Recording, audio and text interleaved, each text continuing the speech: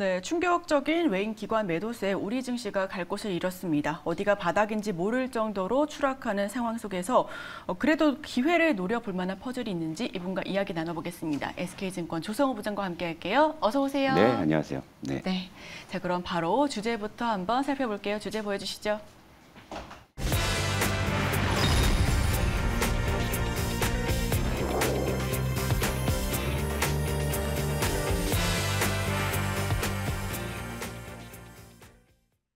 네, 반등을 이만큼 했으면요. 네. 어제 시장은 다시금 그 모든 것을 뱉어내는 그런 시장이었습니다. 다시금 연중 최저점을 깼고요. 뚜렷하게 드러난 악재가 없는 상황에서도 주저앉고 있습니다. 이런 시장 어떻게 보실까요?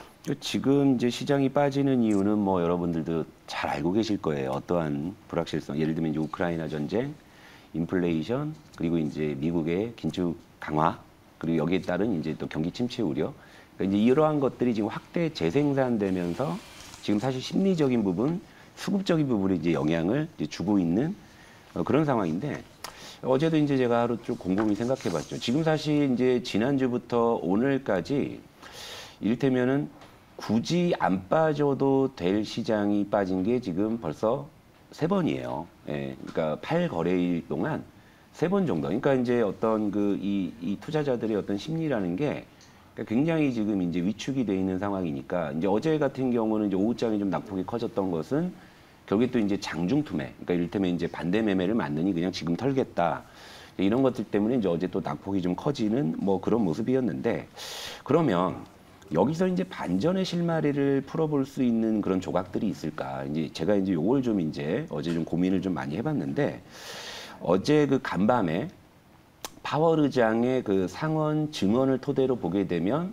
앞으로는 이제 이런 퍼즐로 좀 이제 시장이 좀 재편될 가능성이 있지 않을까라는 이제 그런 생각을 좀 하게 됐어요. 일단은 요걸 한번 보시죠. 그러니까 지금 시장이 이제 이 지경이 된 그 악순환의 연결고리를 우리가 뭐 확인해 보자고요. 뭐 아까 말씀드린 그런 이제 불확실성이 서로 이제 사슬처럼 엮여가지고 이렇게 온 거잖아요. 그러니까 우크라이나 전쟁이 결국 인플레이션을 이제 가속화했고, 이러다 보니까 미국에서는 굉장히 공격적인 금리 인상에 나섰고, 근데 이러다 보니까 결국 이제 경기 침체 우려가 이제 지금 시장에 드리워져 있는 것이고, 간밤에 파월 의장이 상원에서 연설을 할 때도 경기 침체 우려가 있다라는 점도 인정을 했습니다. 그럼에도 불구하고 일단은 인플레이션을 먼저 잡아야 되기 때문에 지금 현재로서는 공격적인 긴축을 할 수밖에 없다, 이제 이런 입장을 좀 천명했거든요. 그러니까 여기서 이제 그 경기 침체 우려라는 쪽에 대해서 이제 시장에서는 뭔가 이제 반전의 실마리를 좀 풀어볼 수 있지 않을까, 이런 거죠. 그러니까 지금 경기 침체 우려가 심화되는 것은 결국 인플레이션을 잡기 위해서 너무 빠른 속도로 지금 금리를 올리고 있기 때문이라는 거죠. 그러니까 이런 부분이에요. 그러니까 이 부분에 대해서 뭔가 좀 반전의 퍼즐이 있지는 않을까, 좀 이렇게 생각을 해봤어요. 이제 그러면서 이제 하나둘 요걸 좀 풀어보도록 할게요, 여러분. 네. 자, 일단은 그동안 인플레이션의 주범이라고 할 수 있는 2개의 상품 차트를 한번 볼게요. 이게 WTI 유가 차트죠. 자, 최근에 뚝 떨어지죠.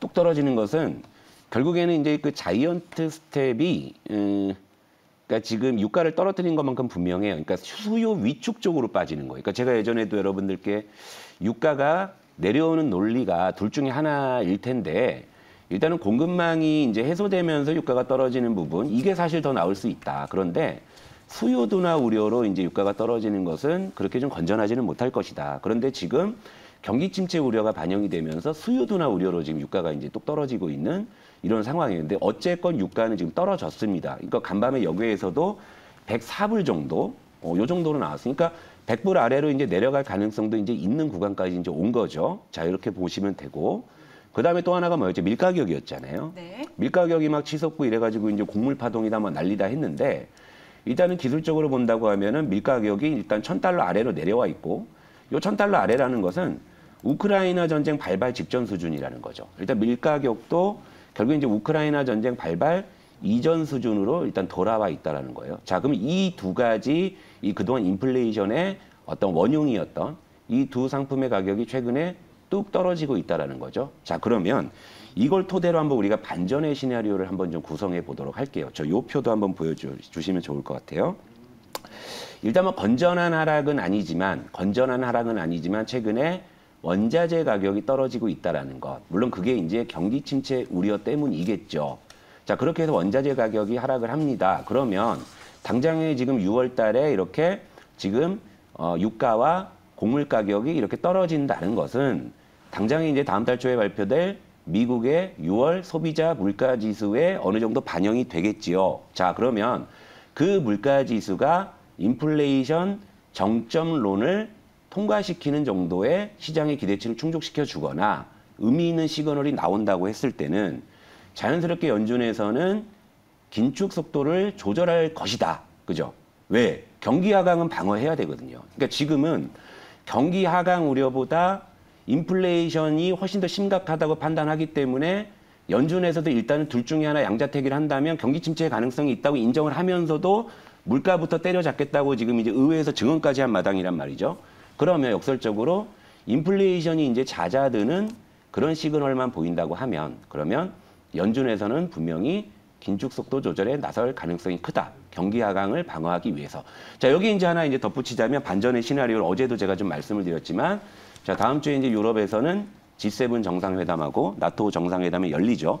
자, 물론 이 인플레이션의 근원이 우크라이나 전쟁이라는 것만큼은 분명하죠. 하지만 지금은 굉장히 강한 긴축으로 인해 가지고 수요를 아예 그냥 눌러버리면서까지 지금 이제 그 인플레이션을 지금 방어하려는 이런 상황이었는데 이 논리가 지금 제가 말씀드린 그 수요 감소에 대한 이제 원자재 가격의 하락이란 말이죠. 그런데 다음 주에 만약에 이제 정상들의 어떤 회담을 통해서 우크라이나 어떤 문제가 좀 급물살을 탄다고 했을 때는 공급이 해소되는 쪽에서의 유가 하락이나 곡물 가격의 하락이 기대될 수가 있겠죠.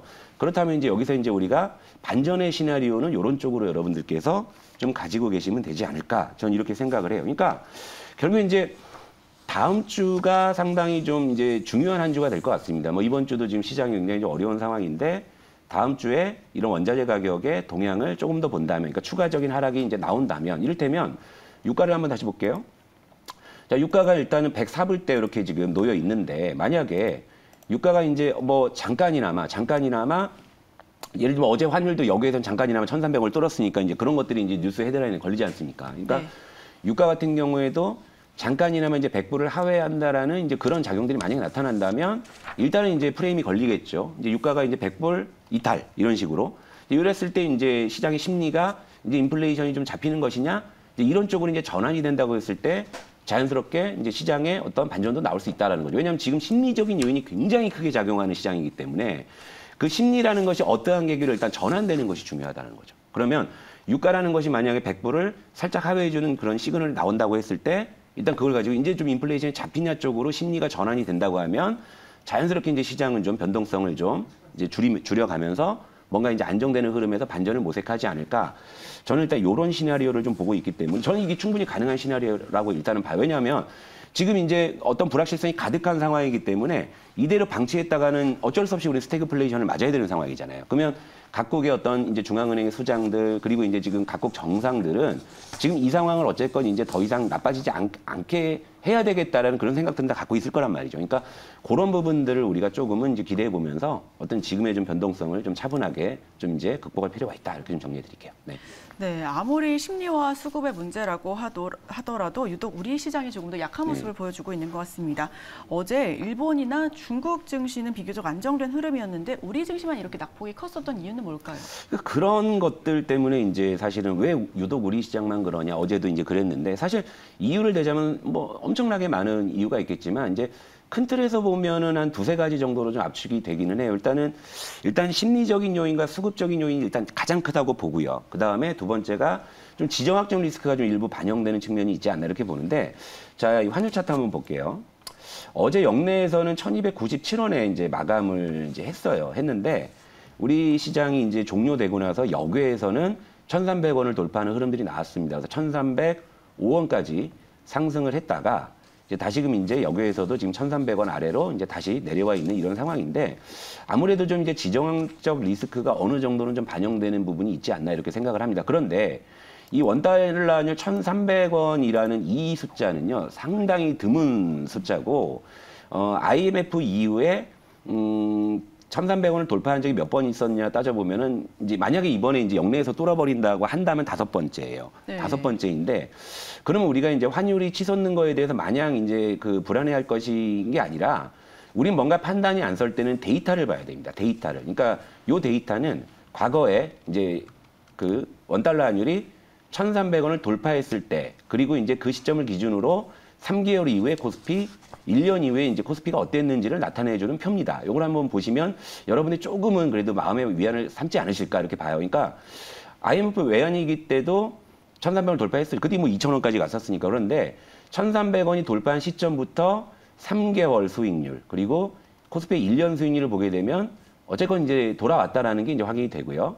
그리고 이제 2001년에 닷컴 버블하고 카드칩 위기 때문에 1년에 2번을 1,300원을 돌파한 적이 있는데, 요때도 보게 되면 결국에는 1년 이후에 이제 수익률을 보게 되면은 지수는 상당 부분 이제 회복을 했다 이거죠. 그리고 2008년 이제 리먼 때도 보시게 되면은 1년 후에는 이제 지수가 좀 많이 회복이 됐다 이겁니다. 그러니까 지금 우리의 숙제는 뭐냐면, 이게 지나가면은 좋아질 거라는 부분들은 분명히 데이터가 그것을 보여주고 있는데 지금이 너무 괴로운 거예요. 그죠? 그러니까 오늘은 좀 그만 빠져야지 이제 이런 심리가 굉장히 좀 크잖아요. 그러다 보니까 또 안 빠져야 될 시장이 또 흔들려 버리니까 이제는 이제 참지 못하고 이제 투매를 하는 이제 그런 이제 이 투자자들이 지금 늘어나고 있는 이제 구간인데, 결국에 이제 시간을 쓰고 보게 되면 결국엔 다 지나갈 것이라는 것들은 과거의 데이터들이 보여주는 겁니다. 시장도 장기적으로 우상향했다. 그리고 이런 어떤 좀 이제 극단적인 어떤 이제 패닉이 있었을 때는 항상 이제 그것이 회복되고 나중에 올라왔다라는 것을 우리 이걸로 확인할 수 있다라는 거죠. 그러니까 1,300원이 돌파했다. 물론 이러면 이제 불안하죠. 이제 1,400원 가는 거 아니냐, 뭐 1,500원 가는 거 아니냐,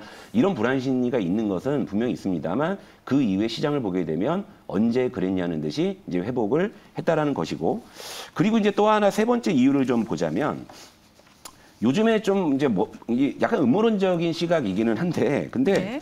요즘에 외국인들이 이제 뭐 속된 말로 우리 시장을 그냥 뭐 쥐락펴락한다라는 좀 느낌이 좀 많이 들어요. 그러니까 어제도 이제 뭐 지수가 좀 급락을 했고, 뭐 외국인들이 이제 어느 정도 좀 뭐 코스피를 한 3천억대 정도 좀 팔기는 했습니다만, 파생 상품 시장에서는 아주 그냥 뭐 물 만난 물고기처럼 좀 논다라는 느낌이 좀 많이 드는데, 요것도 좀 한번 표를 보여주시면 좋겠네요. 어제 이렇게 외국인의 좀 장중 또 선물 매매 추이를 보게 되면 얘들이 우리 약 올리나 싶은 좀 그런 스탠스예요. 그러니까 무슨 얘기냐면, 장중에는 선물을 6천억까지 매도하면서 지수를 엄청나게 밀어댔거든요. 그런데 이 동시호가 때부터 선물을 그냥 그대로 되사요. 그러니까 어제 종가 기준으로는 선물을 20억밖에 매도를 안 한 거예요. 그런데 요 구간에서 제가 이제 요즘에 그 옵션 시장의 포지션을 여러분들께 말씀을 드리는데, 어제도 이러면서 콜옵션은 열심히 사고 있고 또 풋옵션을 열심히 좀 매도하고 있는 거예요. 그러니까 옵션 시장에서는 상방에 대한 어떤 포지션이 며칠 전보다 더 두터워지고 있는 이런 상황이거든요. 그러니까 얘들이 지금 뭘 하는 건지 좀 이렇게 좀 저도 좀 사실 예의주시하고 있는데, 일단은 파생 시장에서는 지금 분명히 지금 이제 강한 하방 배팅이 분명히 좀 아니라는 거죠. 그러니까 이게 이제 언제 어떠한 반전을 만들지 이제 이런 부분들도 좀 볼 필요가 있는데, 이제 외국인들이 지금 선물을 그냥 감았다 풀었다 하면서 지금 시장을 너무 좀 이렇게 좀 쥐락펴락 하는 게 아닌가라는 좀 이제 그런 이제 좀 생각도 좀 들고 있습니다. 그러니까 요 세 가지 포인트가 좀 시장의 변동성의 요인이라고 보는데, 자, 특히나 이제 아까 보여드린 그 환율의 측면에서 봤을 때는 이제 과거의 어떤 데이터를 본다고 하면 일단 그 이후에 이제 시장은 분명히 회복됐다는 것을 보여줬기 때문에 물론 이제 이 바닥이 언제 잡히느냐, 빨리 잡히느냐 이것도 뭐 중요하겠지만 조금 이제 긴 호흡으로 좀 차분하게 좀 시장을 좀 차분하게 지켜보셨으면 좋겠습니다. 네. 네, 그런 와중에 지금 한 15분 전에 나온 기사인데요. 이승원 부총재가 선제적 통화 정책으로 물가 상승을 둔화시켜야 한다라는 그런 속보가 떴습니다. 다음 달로 예정되어 있죠. 지금 한국은행의 금리 인상 기조 역시도 우리 시청자분들께서 눈여겨봐야 될 부분이 아닌가 싶은데요. 환율 안정과 물가 안정 모두가 지금 시점에서 가장 중요한 부분이 아닌가 싶습니다. 네, 여기 세계보고 증시보고 2부는 오늘 여기서 마치도록 하겠습니다. 내일 이 시간에 또 찾아뵐게요. 함께해 주신 여러분 고맙습니다.